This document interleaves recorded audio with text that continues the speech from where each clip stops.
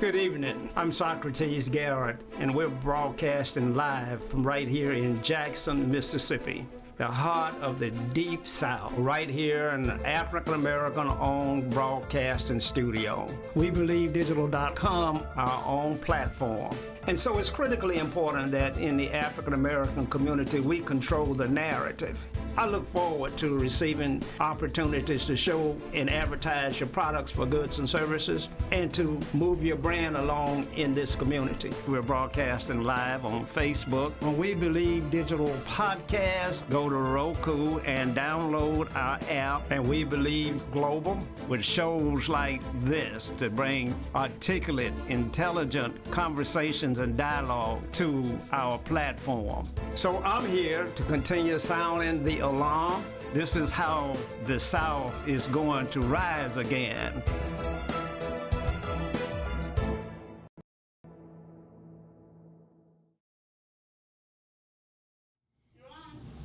Good evening, and welcome to Socrates Garrett Live. We're broadcasting live from right here in Jackson, Mississippi, in the heart of the deep, deep South. In Mississippi, a garden spot. You know, Mississippi is no more than a country town. Almost everybody in Mississippi knows everybody else. We know where you're from, we know where you live, we know where you work. So even when we have people who escape from detention centers, the relatives have to bring them back. It's that kind of deal. Mississippi, where we have the Interstate 55 and I-20 intersecting right here in our city. The mighty Pearl River runs down through the city of Jackson, Mississippi, the greatest weather in the world, even though here in the last month or so, the tornadoes have been a little bit frightening. There's something going on in the atmosphere. We're going to talk about that a little bit tonight, but if you're watching us on Facebook, then we want you to share this program with your friends and family and send us stars. You know, everybody loves stars. You know, we're going to have us a boardwalk with our stars on it like they have out in Los Angeles. I just got to determine what street, what boulevard should we put it on. Many think it should go on Ferris Street, and I can understand why. Now, if you're watching us on YouTube, we want you to hit the subscribe button. We need your subscription. Our subscriber numbers are growing every day. We look forward to increasing those numbers so that we can bring you greater talent, more shows in the manner that you want to see them. You know, the world now is moving to news on demand. Everything is on demand. No longer will you be dictated to when you watch what. You watch what you want to watch when you want to watch it, not the other way around. I remember as a boy we had to rush home at 11:30. The only way we knew it was 11:30 is that the big Trailways bus station came down Highway 16, and it was never late. It came by our house at 11:30 every day, on the dot. And you know, we could look at the sun and tell you what time it was, whether it's 2 or 4, 4:30. And certainly we could tell you when the time was to get off. That's how it was in Mississippi. So if you're watching us on YouTube, go ahead on and subscribe. Now, if you're watching us on our very own platform, WeBelieveDigital.com, if you go and visit that site, you'll see it's a little bit different.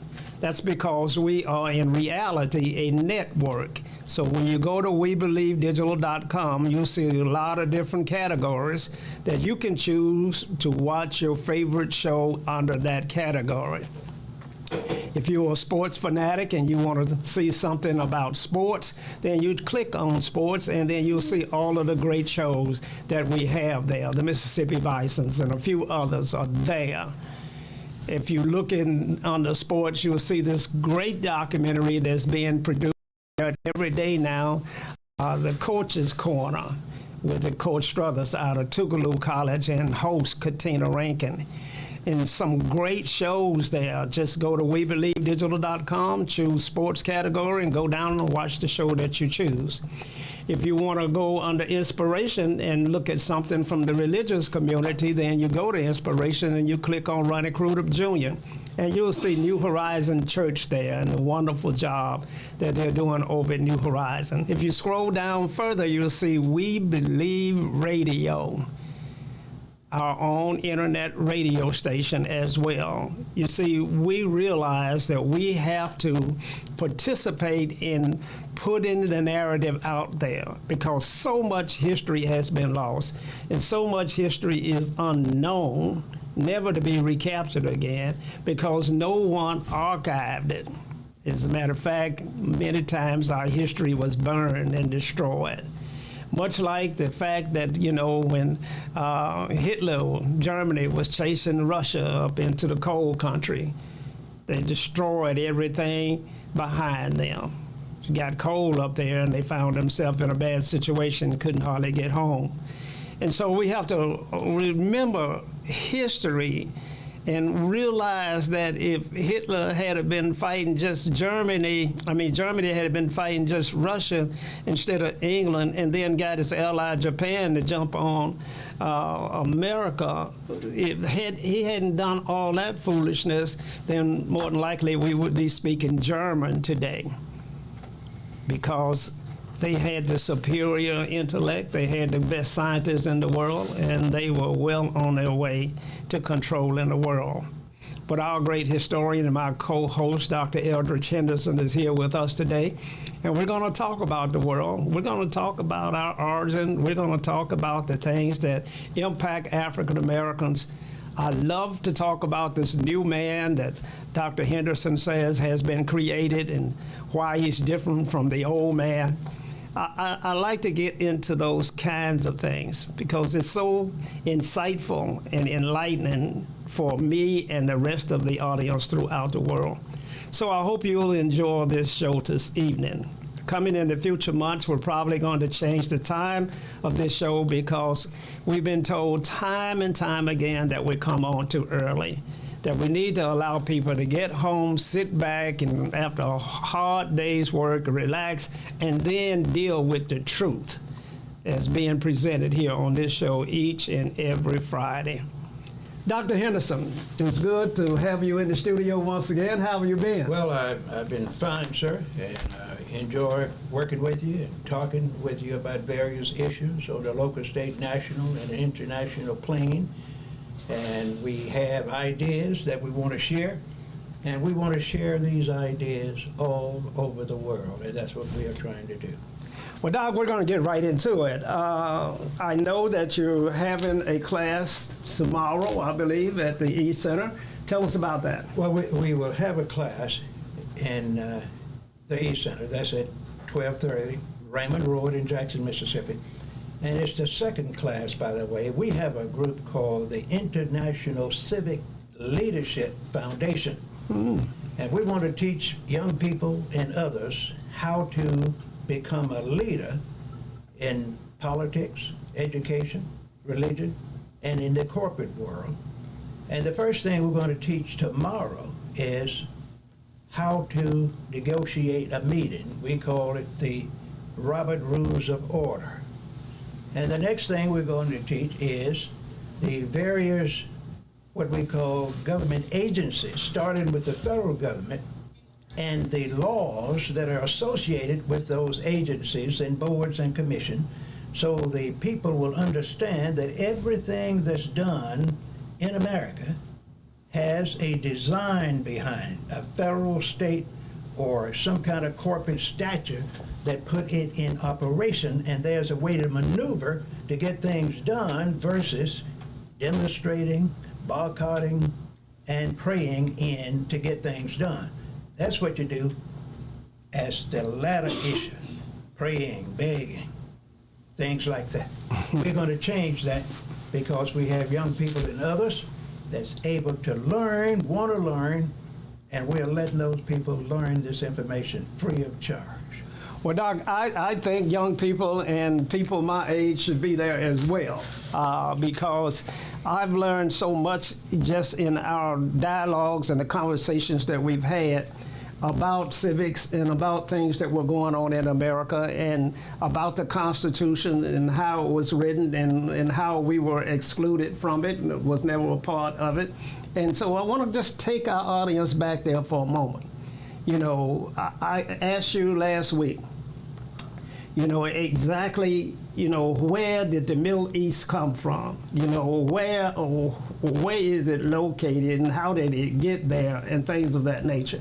And I went on to say that we realized that civilization was created on the banks of the Nile, that even the Garden of Eden was in Africa, and so that clearly Africa had a prominent place in God's heart for him to begin civilization on that continent.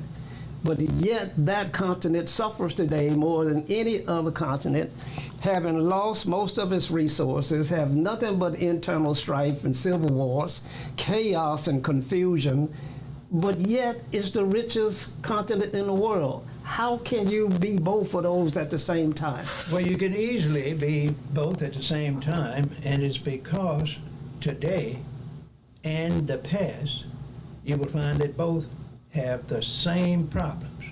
During the early days, during the, I would say the centuries, past centuries, starting probably about 10 centuries in the past to the day, they have and had poor leadership. Now, the Africans were controlling their continent with impunity.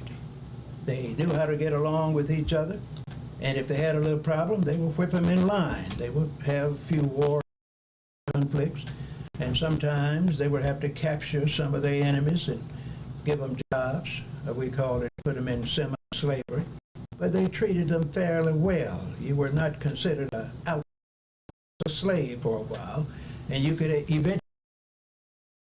And the Europeans decided that this is going so well, we're going to have a piece of it.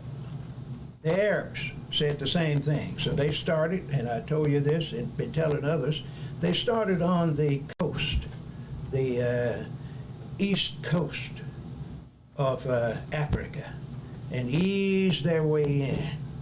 Most of them came in on ships or through caravans, took a foothold, and start working with the people, being friends, allegedly, but at the same time they had a plan, or a verbal plan, and that is things are going so bad where we are from, that's why we are leaving. So we have economic problems, we're about to starve to death, we don't have strong institutions, we have a lot of class and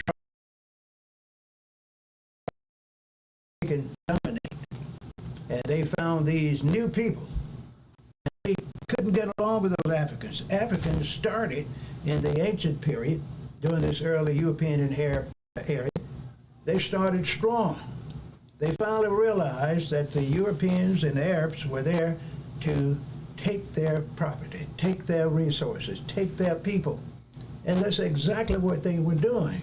They were noticing that as the years passed, they started dealing with the new people that were made by the Arabs and the Europeans that were African Arabs, African Europeans, because the Europeans and the Arabs were smart enough to get those people that they created, which you all call mulattoes and all mestigos in certain areas and all kind of things, to work with the Africans. And the Europeans would just go there with the African chiefs and clans as advisors and counselors. They weren't trying to take over with physical force. So they had their intermen. Today, you might use that word that we don't like to use today in America. You call those same types Uncle Toms in America. They would transfer the information to the bosses. So once they got to the point where the new man would be in negotiating with the Africans, and the European Arabs, there as counselors and advisors, they start saying, we want to help you. So they started creating black armies that were aligned to the Europeans with white officers. And you're going to see where the United States got this from. And they would put some of those black armies together, and they would go and attack the king in another province or another state. And then after they got a good foothold, they got rid of their, I call them new men, Uncle Tom's in America, so to speak, give you the reference again. And they say, we're going to take over. So they start taking over the territory in the name of their kings and queens. And the Africans then really got serious at fighting back. But the Europeans and the Arabs that had the weapons wouldn't give them nor sell them their weapons initially. And when they were forced to give them some, they would do like they did the American Indians in this country, give them defective weapons that wouldn't shoot, wouldn't have a firing pin in it, and one that was put in storage that they couldn't use anymore. You know, they had old Marcus Garvey the same way. And you move then to the point where the Africans start losing. But the Europeans and Arabs didn't care. They said, we're going to take this country. And once they took the area, they then looked at the economic potential. That was the thing they wanted in the first place. Because the church has declared through a mandate, and we talked about that earlier, a few months ago, through a mandate from the Pope, and said in so many words now, I'm paraphrasing now, that we need this country, this part of the world, and we're talking about Africa and America, and this is how we're going to do it. They sent in the priest and start focusing on being subservient, because the priests were representative of God, who had his chief priest was the Pope. The Pope would talk to the God, and I'm making it simple, the God of mankind. The Pope would talk to him, allegedly, and then he would send the information through his priests in the various African and American countries. So, in that vein, in that discussion, the Pope and the Catholic Church probably owns more land and runs more businesses and controls more wealth than countries. Well, they're supposed to. And so they had this term called purgatory. And as a boy, I never quite understood, where it was. It's kind of like you may not know where heaven is, nor do you know where hell is, but then there's something in the middle. There's some stopping point or some rest area called purgatory. Well, that's a good concept. See, if I were in charge of heaven and hell and other things, I would have a place for my hypocrites and crooks to go. You don't want them to go to hell. You know they're not going to heaven because they held cats and held racists.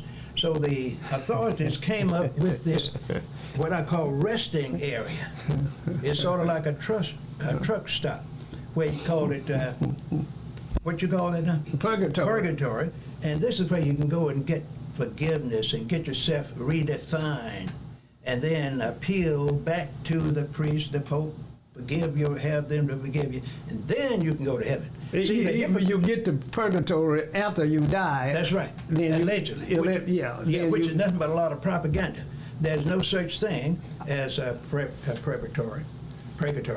There's no such thing as a heaven. There's no such thing as hell. Now hold up. Yes, sir. Hold up. I don't want us to get run out of Well, here. let's don't. Well, I won't talk about but we're going to talk about it, but I just want to make absolute certain that we give it due justice. There are those, my mother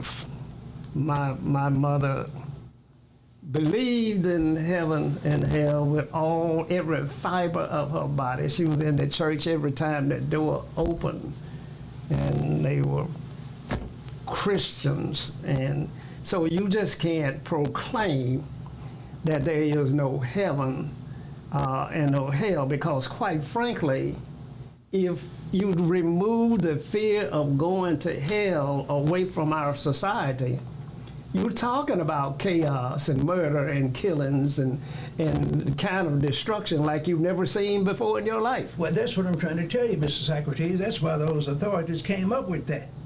See, you don't want to go to hell. They are telling you, you're not going to heaven right now because you're in heaven. I'm your boss. I'm your salvation. I'm going to give you food, clothing, and shelter. And you are going to be my man, my woman, until you die. Then you'll get your reward in this fictitious heaven, you see. And you were believing that. My parents believed the same thing. They kept me in church so often it just hurt me. I would come up with an excuse not to go sometime. which they wouldn't listen to. Aren't you an ordained minister? That's now. I was not ordained then when I was in my teens, of course. So, but you studied the Bible and been to seminary schools and all of that. You actually studied in that. That's area. correct. And you conclude today that there's some real serious questions about whether or not there's a heaven in the sky or a hell beneath the earth. Of course, and purgatory too. Those are man-made concepts because they don't know the real facts about heaven, so-called hell, and purgatory. These are man-made, generated ideas because they don't know nothing about God. They came up with the name of somebody that made the world because they didn't know who did it and still don't. So you have to proclaim that someone did it that's smarter than you. So the idea is to create. We don't have to proclaim. We know that someone smarter than you and I put this ecology in place, put the stars and the moons and the seasons and the water and the land and all of the fowl and the animals that live on it and how it all works together. That was far brilliant, more brilliant than anything else that we've ever talked about. I could agree with that. And so somebody, someone, something had to put it in place. Of course, but now if you read the different histories about the various religions and concepts that man have made that would help them get to these unknown entities, you find that there's a lot of correlation between the so-called American Bible or the King James Version and some of the other documents. There's 2 or 3 centuries that were developed 2 or 3 centuries before they created the Bible. So they did some picking of the old documents and put it together and created what we call today the Bible and specifically the King James Version of it. That's man-made, King James Version. Keep your point right there. We got to go to a station break. You know, these conversations get so deep until the commercials almost just interrupt us. But we have to pay the bills, so we're going to go to a break and we'll be right back.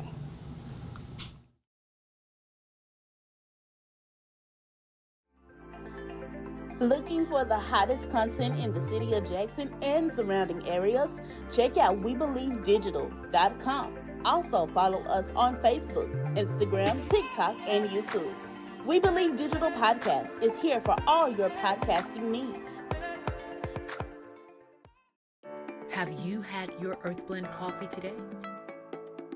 At Earth Blend Coffee, we take pride in offering you the very best of beans across the world, blended and roasted to perfection, giving you superior quality and satisfying and flavorful taste.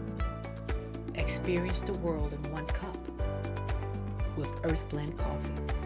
To order, visit earthblendcoffee.co now. Welcome back to Socrates Garrett Live. We're having a lively discussion, Dr. Henderson and I, talking about, our origin, talking about the Middle East and the Arabs and the Portuguese and what really happened in Africa and why Africa, the richest continent in the world, and yet has the most discourse, has the most poverty rates and high crime and all of that things. And there were a lot of reasons for that. Just to recap briefly, Dr. Henderson explained that the Europeans decided that they needed some of those great resources that were found in Africa. So the Dutch, the Portuguese, the French, the Europeans all started to migrate into that continent. And not many, there was no great war that destroyed the leadership in Africa. There was a lot of maneuvering. There was a lot of people who came inside of your families and started to work from the inside. I talk all of the time about the state of Mississippi and the fact that this was the greatest Choctaw Nation that you'd ever seen. The Choctaw Nation, headquartered right up in Kosciuszko, Mississippi, up around Philadelphia, Mississippi. Choctaw Nation. There was no great war that destroyed the Choctaws, even though they all got marched out to Oklahoma when Mississippi declared that there would be no white, there may be no blacks, be no Indians in Mississippi. You're going to be black or white. And many families got divided right when they made that decision. And a lot of our relatives hid out in the swamp on the Pearl River, where man can still stay down there forever and nobody will know you're down there. And so, you know, we have rich history, and we're talking about that, and we're talking about Africa. Now, we got to bring this into focus. You know, we got to understand our history so that we can deal with the issues of today and the issues of yesterday. And so we need to talk about how we overcame some things after that rough beginning. So I'll turn to Dr. Henderson. We came out of a period where we were enslaved as a people, where we saw some of the most brutal activities that were ever been known to man. And we talk about how we were stacked in ships on top of one another.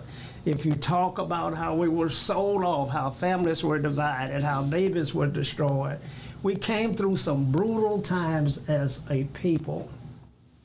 And we arrived at some point. Now tell me, where did we arrive? Well, let me start with how we were able to arrive. Now, you mentioned the fact that we were in the ships coming to America, or what we call North America, like peas in a pod. Couldn't hardly turn over.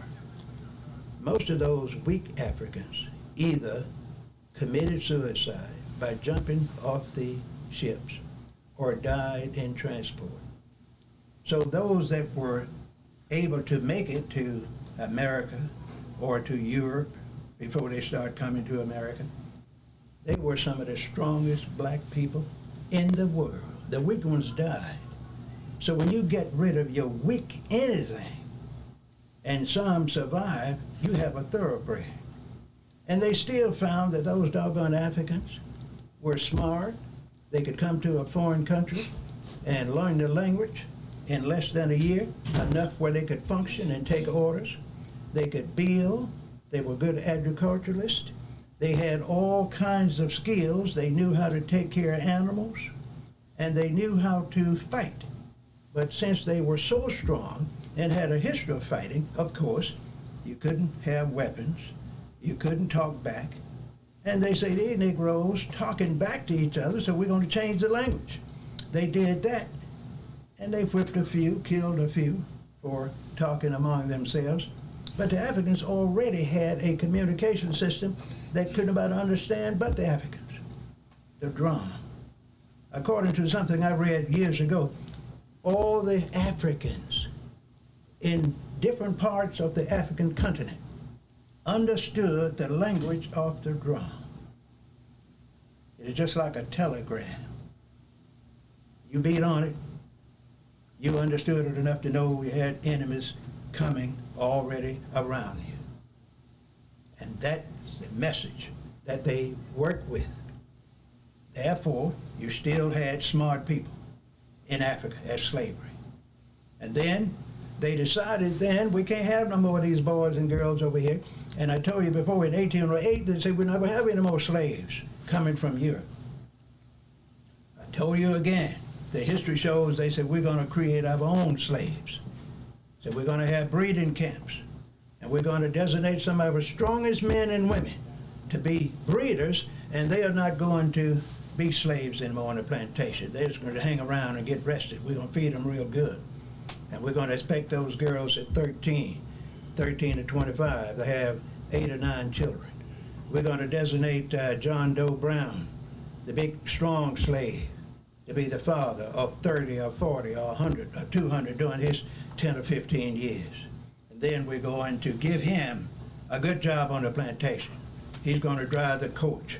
We'll give him the old master's old tuxedo and his tall hat. Or he's going to work in the machine shop as the blacksmith, but he is not going to the field.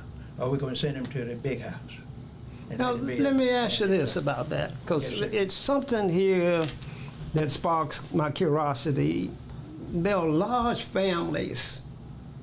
Now, even after the breeding period, but Africans had large families. It's not unusual for you to come from a family, in my generation, to come from a family of 12 or more. That's right. Well, there were 6 of us. Yeah. 6. Yeah. And so we come from large families and things of that nature. And so part of that springs from the way we were treated back then. Of course it does, most certainly. Okay. And the other part was based upon sheer economics. Exactly right. The more you have, the more people you have to work for you. The more slaves you have on the plantation, the more people you have to work for you. So when the slaves were freed, they knew that.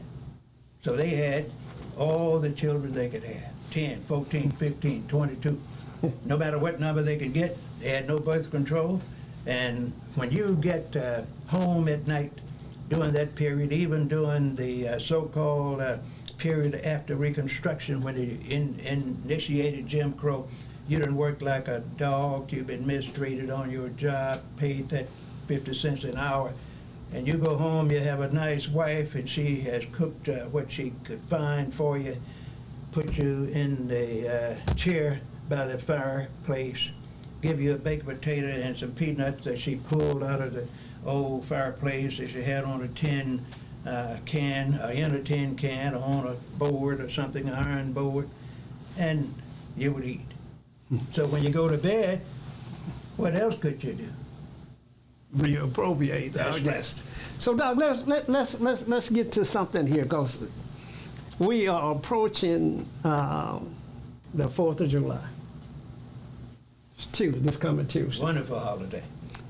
And I was looking at the Advocate newspaper and the Mississippi Link newspaper, and they both have great stories on James Meredith, his 90th birthday. Now, for our audience out there all over the world, we celebrate James Meredith and the contribution that he made to society, because he had the courage to stand against bigotry and racism and prejudice, and said as a young black man that I want to go to Ole Miss, where the mascot was the old colonel.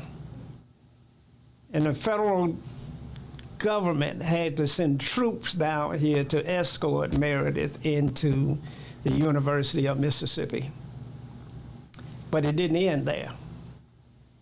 We celebrate him, and I guess he was the guest speaker at a gathering last week, and he had a little accident at the podium. Yes. What do you know about James Meredith? Well, I know a lot about him. I was involved as a non-participant during the time when he was agitating for his civil rights as a Mississippian. I had nothing to do with what he was doing, but I was sitting on the sideline in what we call community college, and at the same college he attended, Jackson State University. I was just a non-entity there. But I noticed, naturally I didn't know the man well, but I found later on, after I interviewed him several times on some of my radio and TV shows, that he has 3 characteristics that most people don't have and never had. One thing, he is the smartest, the bravest, and the most focused individual I ever heard or seen or read about in the history of the world other than Jesus. Now that's a fact. If you read about his early life, when he was a young man, he used that old strategy that I use. He had plans. He had privatized corrective action plans. He had a checklist of things he wanted to do in a timeline. He wanted to do better for himself. And he did something that most young people wouldn't do, especially black ones. When he went to high school, he learned how to type, because he didn't want to go and just be a laborer. He couldn't find a good job in America, in Mississippi, so he joined the Air Force. He would sit up there and type, listen, read documents. read the local papers, read the black papers. And he decided he was going to get out of the Air Force, which was, in some people's mind, was not a good idea. I bet some of his relatives said, man, you got 9 years. You don't need but a few more. You can retire. He didn't worry about that. I'm getting out of the Air Force. He had a wife, started a family, and say, I have other goals. And I'm not going to go through this story, but he was up there at Ole Miss in the den of thieves, walking around as a brave, proud man. You ought to see that cover on one of his books. Has on a nice blue or black suit, handkerchief in the pocket. We call him security all around him. National Guard, federal marshals, all that. Going to class every day. Graduated. Went to law school. I just don't want to talk about all the things, though. We don't have enough time. And he is still alive today. Still alive and still contributing. That's right. Still at 90 years old, he's still taking the podium and talking about Mississippi, his journey, and what he sees as the priorities for the future. That's right. You know, he was one of the first men that ever spoke about the breakup of the family as being the #1 problem for African Americans in this country. That's right. All by design. That's what you're supposed to do. When you want to dominate, you destroy. If you can't kill them physically, kill them mentally. If you can't get them mentally to the point where you're happy with them, the last straw is miseducation. Now, if you want to mess them up, you miseducate them and put new ideas in their minds that you are separate but equal. And every time you look and you try to get over that fence between separation and unequal, you whip down. And that's what Mr. Meredith said, I can't tolerate this anymore. He told me personally that I went to Ole Miss to reclaim my position, that I went there to become a leader of men, all men. You know, he wasn't a Stokely Carmichael kind of guy, or Ralph Brown kind of guy. No, even a Martin Luther King type guy. He wasn't that kind of guy. No. He was about establishing black folk as leaders of all men, and he came from a fact that his great-grandfather, Coleman, actually was European descent and had ruled in the state of Mississippi as either the lieutenant governor or some prominent position in government. But him, as an offspring, was relegated to being a Negro, I wanted to say. That's right. A nigger. Right. But we were relegated to that, and he didn't like that. He didn't supposed to like it because he had what I call a double whammy. He also had some Indian blood in the family, and they were of quality. They were leaders. And here he is from a leadership family on the white side and the Indian side. And since he wasn't high yellow, he was just chocolate or ebony. He couldn't fit in as a white man nor an Indian. So he said, I'm going to take my position. I'm an American. I'm a taxpayer. And the Constitution says, I am a man. He said that if you had full first-class citizenship, you wouldn't need none of the amendments. You wouldn't need any of them. You wouldn't need the Voting Rights Act. You wouldn't need the 13th nor the 14th Amendment if you just were a full first-class citizen. Well, that's something that's not going to ever happen in America until all the white folks get in a spaceship and go up in space. Because they know, and I don't like to say this, they know if you beat a man down and don't destroy him totally, even though you've done everything you can, separated the family, told them that I got something for you where you get free room and board. You mess up, I'm going to put you in prison. I'm going to beat you down as a police officer. I'm going to do what I want to. And you still can't get rid of those Negroes or those black people in America, in Africa, in Asia. They still thrive. So you can't do much with us. Now, I guess it's always, as a street boy coming up, we always had a philosophy that, you know, I'm going to beat you down, but I know I got to kill you, because if I don't, I'm going to see you again. That's right. And it just gets to that point where you can commit the crime of beating someone to a point that you know, even though you don't want to, you know that you must end their existence, because they are going to retaliate. Well, see, you have to learn. And we used to say, Okay. in criminal injustices that would take place in the community, don't anybody say anything. Make no protests. No, take nothing to the judicial system. Just leave it all alone. 3-4 years later, it'll take care of itself. That's correct. And that strategy was employed a great deal of the time back in our generation. Now, in today's generation, it's a more, immediate kind of transaction. Yeah, those hoodlums will kill you overnight now in your own community, man. And will nothing be done about it very much. And all the police got to do is say, well, who did it? Yeah. They find out who did it. Yeah.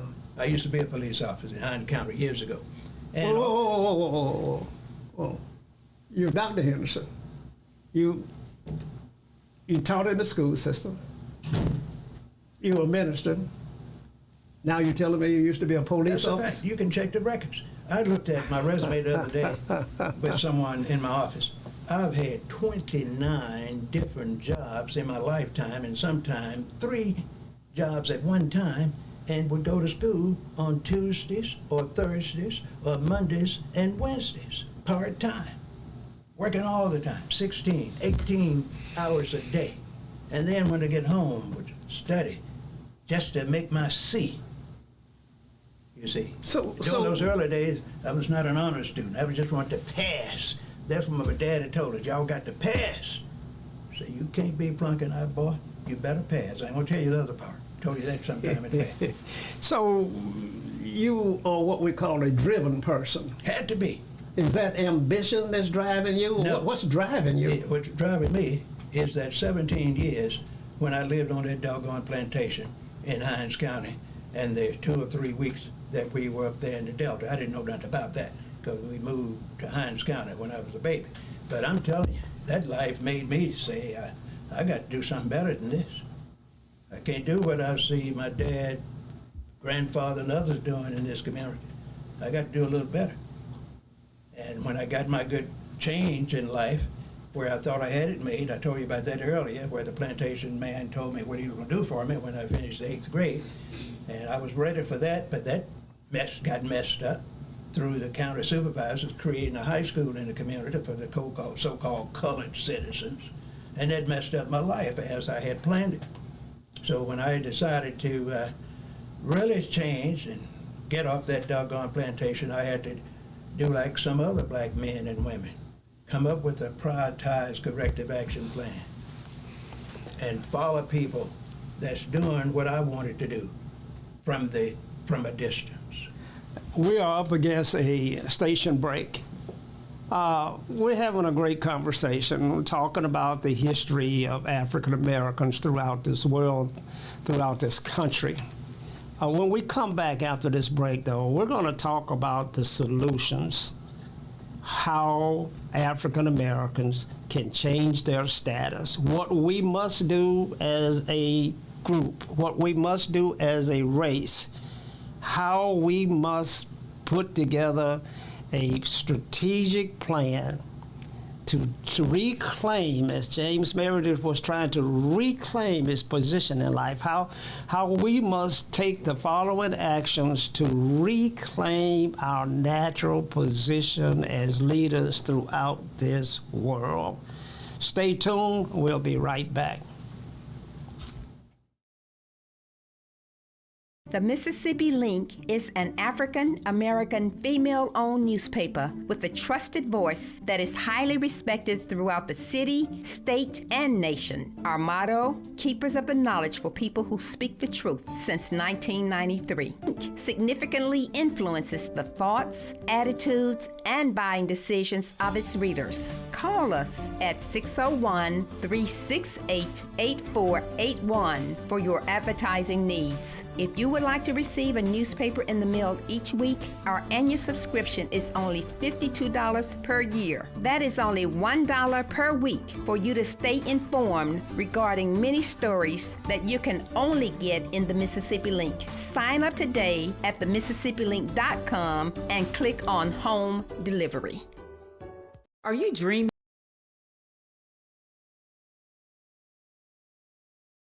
Becoming an entrepreneur, but you're not sure where or how to start?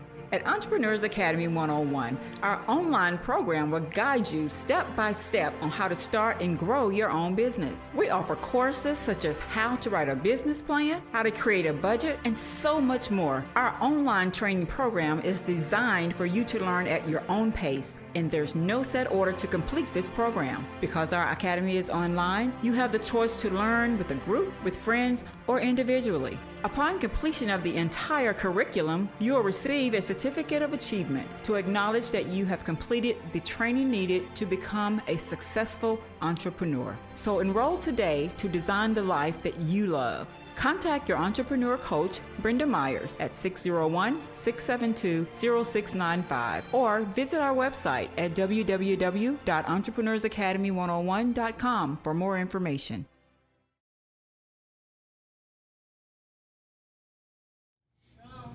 Welcome back to Socrates Garrett Live. We've been having a lively conversation, Dr. Henderson and I, talking about the things that have impacted our community and our race throughout our history. We're going to shift gears in this last segment of our program this evening. But let me just say this. If you're watching us on Facebook, we want you to share this program with your friends and family and send us stars. If you're watching us on YouTube, go ahead and hit the subscribe button. It's very important.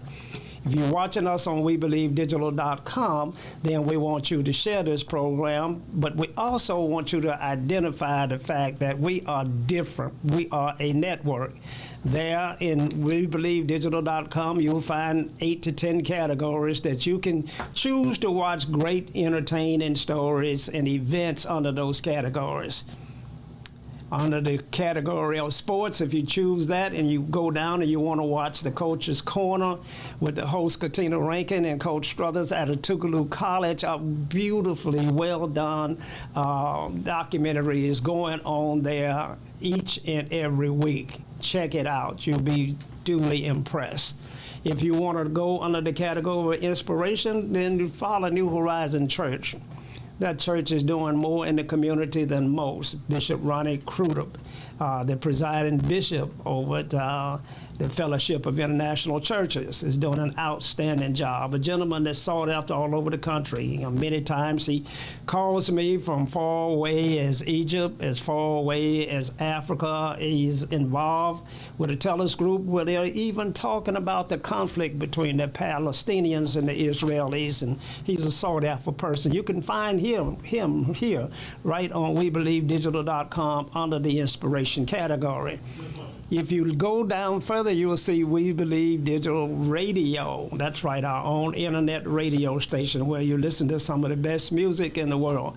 And coming next month, we're going to start to feature on the internet radio quartet singing. You know, there was nothing more inspiring than quartets when I was growing up as a boy. They didn't have a lot of music and drums and a lot of fanfare. Folks just stood there and would sing. And I'm talking about make beautiful music. And we're going to talk about those quartet singers. And we're going to bring that back to you in the ways that you might have forgotten. We're going to go back to the Williams Brothers. We're going to go back to the Mighty Clouds of Joy. We're going to go back into those groups and see who we have out there today on that radio station. But now in this last segment, we're going to talk about the plan. that African Americans need to be made aware of all over the world. Wherever you go, wherever you are, this is what you need to be telling your children. This is what you need to be telling your spouse. This is what you need to be telling those that are in charge in terms of teachers and preachers. This plan is what we must now put forth as the plan for African Americans throughout this country. Dr. Henderson, you say that African Americans don't have to beg anybody to do anything for them. They don't have to do anything but what? Organize and stop criticizing the human enemies of mankind. Leave those folks alone. You know their history. You know exactly what they're going to do. That's why James Meredith was so successful. He knew exactly what his enemies were going to do to him. So when you know where the bear is down the road, you'll know how to evade him or get around him. He knew that if he would try to get in Ole Miss, they were going to say he wasn't qualified. He knew beforehand that in order to get accepted, he couldn't put on his application certain things, and he had enough sense with his research to get a white man to support him and recommend that he get accepted. Of course, they didn't know it was black. And when he was finally called in, and they saw that black man, they changed their mind. And he knew that was going to happen. And at the same time, this man had a prioritized corrective action plan. He started calling his supporters, the NAACP and others. There were black men in the Jackson area and other areas that helped him and others during this period financially that I won't even talk about, because most of them are dead, but they have sons and daughters in important positions in Jackson, in Natchez, and in other places here in Mississippi, because he knew what the next step would always be. See, your enemy can be one of your most successful supporters. See, you don't know what your friend's going to do, but you always know what the enemy is going to do down the road if you have a plan and you're successful in plan A. They're going to have a plan B for you. You already know there's going to be another destructive attempt to curtail your activity. Since you already know it, you plan for it. And that's what you do when you want to become a leader, when you want to be a change agent in America, in Africa, in Asia, anywhere. And if you look at the history of the leaders throughout the world, they were all like Mr. Meredith, on the good side, and many others had the same policies, but they were negative on the other side. That's where your dictators come from. People like Putin and many other operatives like Jefferson Davis during the Confederacy, Stalin, and a lot of more. They were the people that didn't mind killing you, just outright. But those others would kill you with legislation and discrimination and ordinances. They would do that. We call that the slow death, when they pass a law and say, you can't defend yourself. If I catch you with a weapon or a knife, I'm going to put you in prison.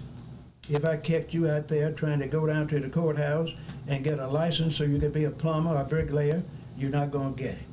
You're not going to vote, and if you try to vote, you got to have paid poll tax for 2 years.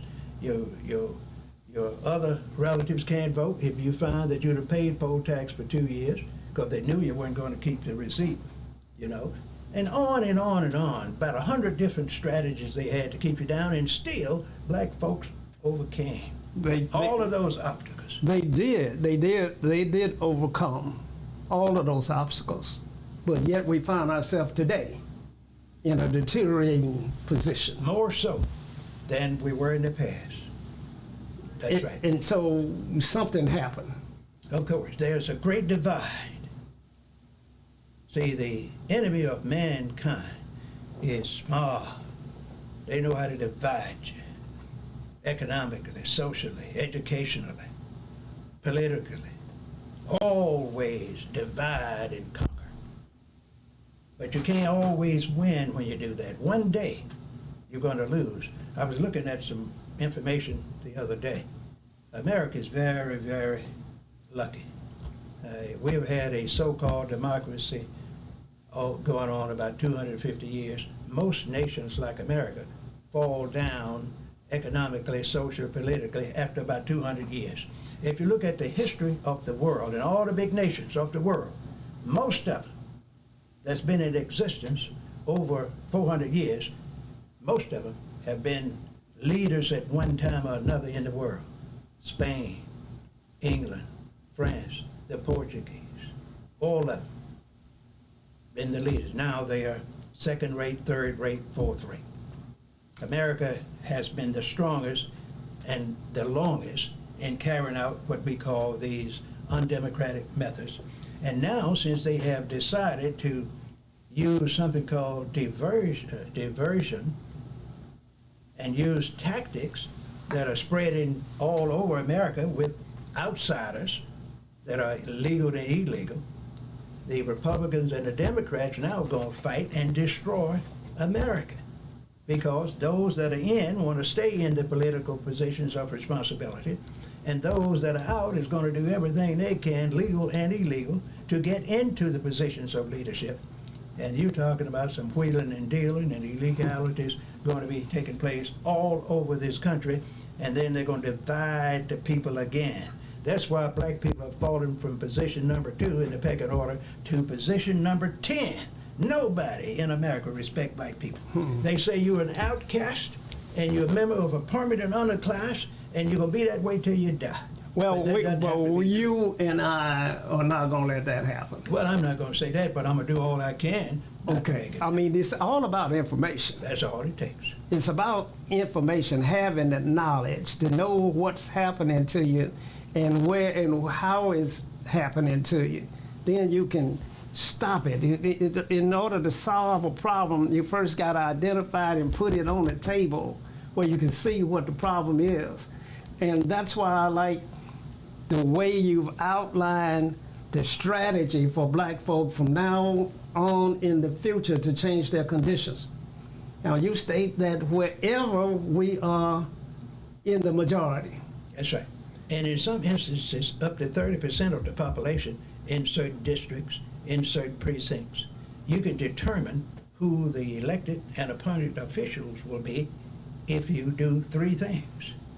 Organize, regardless of party, form compacts and memorandums of understanding with other groups of any color or race, because it's only going to be part-time, 1 or 2 years, and select a candidate that you approach that is a little more moderate than the opponent that you don't want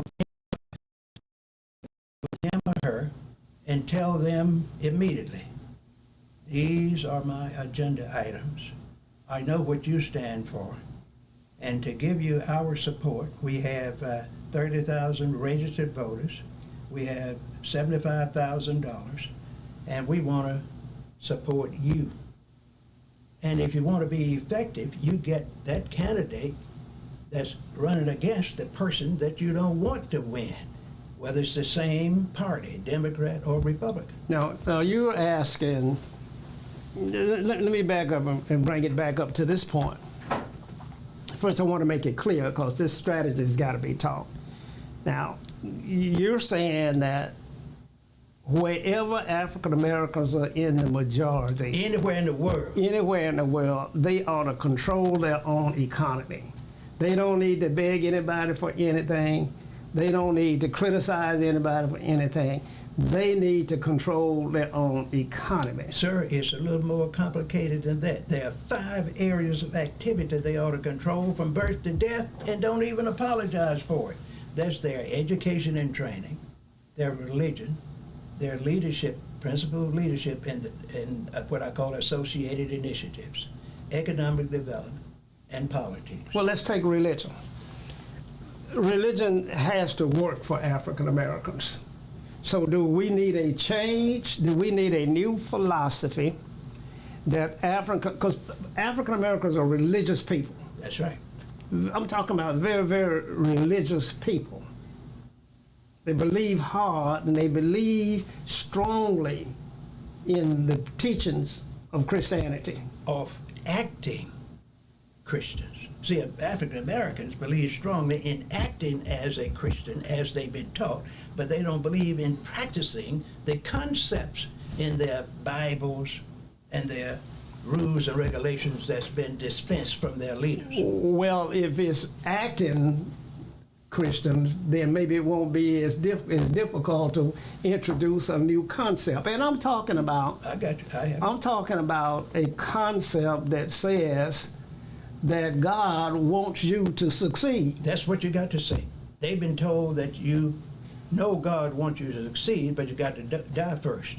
I tell people, God has mandated that you succeed, but he wants you to have a prioritized corrective action plan in 5 areas of activity from birth to death. And if you don't use this knowledge and this designated status that the Lord has put on you, you are going to live in hell on earth. Yeah, yeah. And we find ourselves the poorest people in the country, and therefore poverty and living in hell are almost synonymous. They are. So if you got one, you're going to have the other one. If you are poor and unable to provide for your family, you are in hell. That's what the enemy wants. That's the way to keep people segregated, unmotivated, hating themselves, no self-esteem. You get them so mad they want to kill their friends and relatives, and will do it day and night, but they won't kill the enemy. You increase the poverty levels, and you'll increase the crime. It's almost parallel. That's right. But now let me be clear. What we're saying is that wherever we are in the majority, we ought to control these 5 basic principles that Dr. Henderson just named. And I want to go over them again.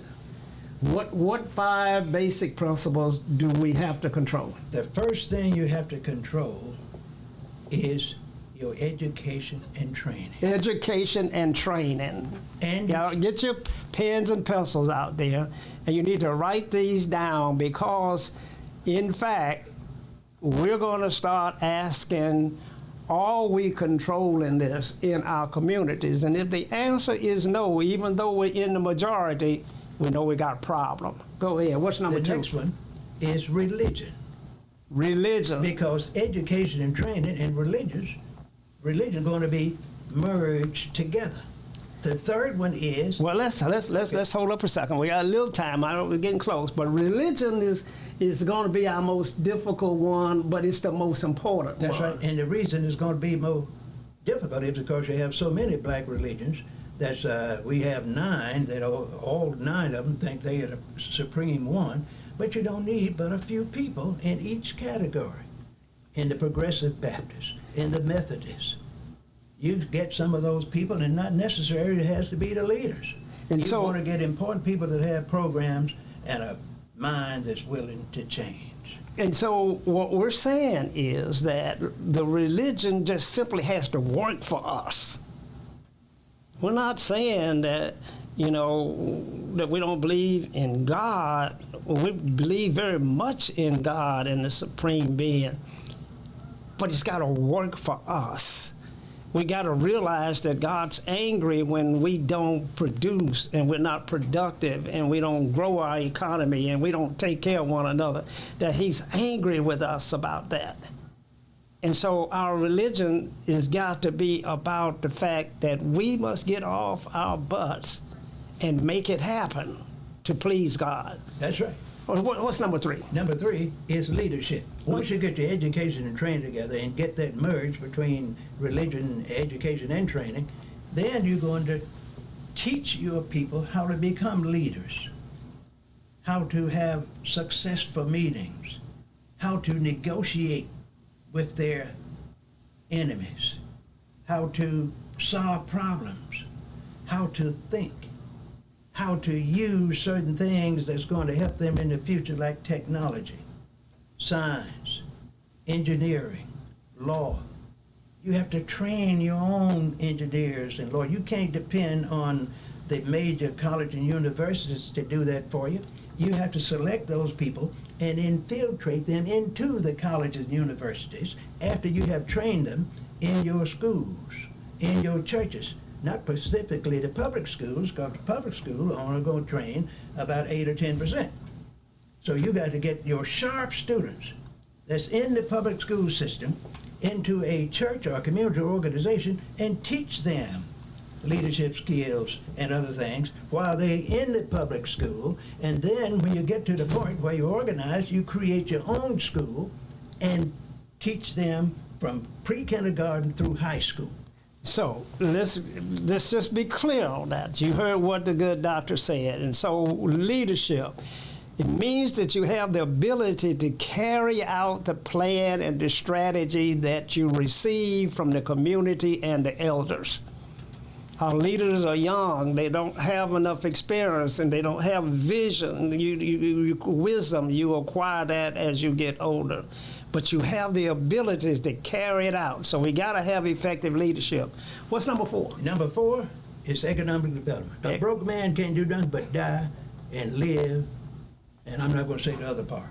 You've got to have economic development opportunities, so when you have the education and training, you got your religion together, and you have your leaders, they have already learned how to get economics together. They will already know how to form businesses. They will know about marketing plans. They will know about production, distribution, and exchange of goods and services. They will know how to negotiate with foreign countries. They will know how to deal with export and import issues. They will know how to merge when they start going out of business in certain areas. They'll learn how to do vertical integration with businesses. Oh, Dr. Claude Anderson talks about that all the time. And once you do that, your enemies will get amazed. They say, these boys, damn. And the enemy will come to you. They'll come to you, begging like they did when they first entered Africa. They don't come in there trying to kill you. They come in there trying to learn from you as an advisor. Dog, we're running out of time. What's number 5? And the last one is politics. See, once you get those 4 together, you can be your own politician. You have your leaders, you have your trainers, you have your money. And then you don't have to worry about special interest groups coming to you.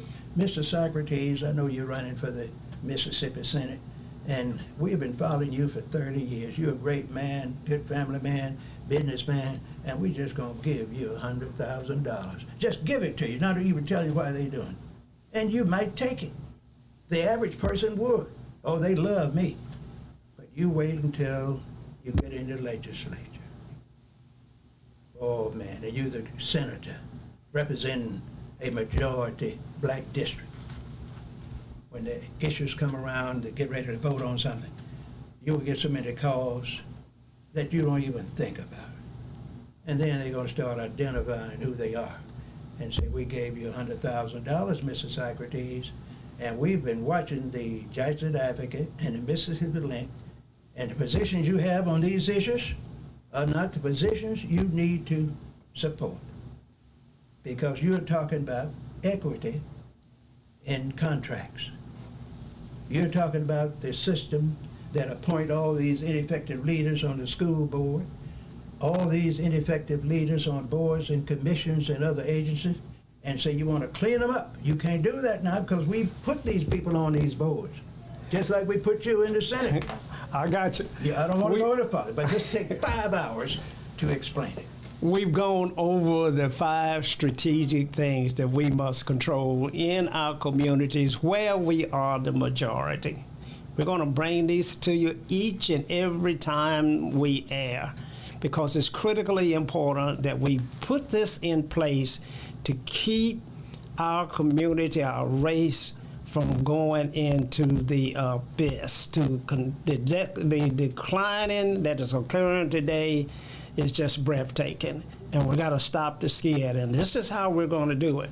Dr. Henderson, your closing remarks. Well, I want to thank you again for allowing me to work with you here on We Believe, and I want people to call us. I want people to call us if they want to hear the non-radio and TV version of Organizing, Not Criticizing. We are public speakers. We have several people in the organization, including you, Mr. Socrates, and we will go anywhere we invited, and all they have to do is call us and say, we want you to talk about various issues, and it's going to be one of those 5 that I mentioned, and let us know when, how many are there, and we'll show up. We've done it, and we will continue to do that. And since we are going to 135 different nations every week, we're going to expect some of our international viewers to call us, because this is a pan-African issue. Dr. Henderson, is always good to be with you. Let me give it the contact. Go ahead. If you want us, all you have to do is call 601-201-1957. Again, that's 601-201-1957, and we will respond within 24 hours. That's it. Look forward to the change as we try to determine what the best time slot is for this program. Stay tuned. We want you to be safe out there. We want to enjoy your holiday that's coming up on Tuesday. Remember the purpose of it. Remember that what we ought to do as a race is go to work, that we ought not be engaged in frolicking and getting drunk, that we ought to find a way to make a difference in our community. Until we meet again, have a great evening and good night. And that's some excellent advice.